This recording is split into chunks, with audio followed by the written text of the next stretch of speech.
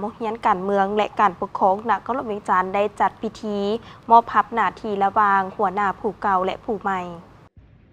พิธีดังกล่าวได้จัดขึ้นวันที่2 กุมภาพันธ์ 2566ที่โรงเรียนการเมืองและการปกครองนครหลวงเวียงจันทน์เป็นเกียรติเข้าร่วมของปริญญาเอกอาจสะพังทองศรีพันดรเลขาคณะบริหารงานพรรคนครหลวงเวียงจันทน์พร้อมด้วยพรรคส่วนเกี่ยวข้องเข้าร่วมในพิธีท่านพงศวรรค์ศิริพันธ์หัวหน้าโรงเรียนการเมืองและการปกครองนครหลวงเวียงจันทน์ผู้เก่าได้รายงานการซี่นำพาเวียกงานในระยะผ่านมาโดยได้ยกให้เห็นผลสำเร็จและข้อคงค้างจำนวนหนึ่งที่จะต้องได้สืบต่อแก้ไขในต่อหน้าจากนั้นต่างหน้าคณะจัดตั้งนครหลวงเวียงจันทน์ก็ได้ผ่านมติตกลงว่าด้วยการยกย้ายและแต่งตั้งหัวหน้าโรงเรียนการเมืองและการปกครองนครหลวงเวียงจันทน์โดยได้ยกย้ายท่านพงศวรรค์ศิริพันธ์หัวหน้าโรงเรียนการเมืองและการปกครองนครหลวงเวียงจันทน์ผู้เก่าไปเป็นประธานแนวเล้าสั่งชาตินครหลวงเวียงจันทน์และแต่งตั้งท่านนางเวียงพลแก้วขุนศรี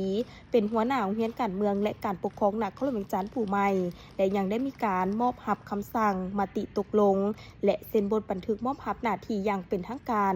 ในตอนท้ายของพิธีปริญญาเอกอาจสะพังทองศรีพันดรได้มีคำเห็นโดยเน้นหนักให้ผู้ที่ถูกแต่งตั้งใหม่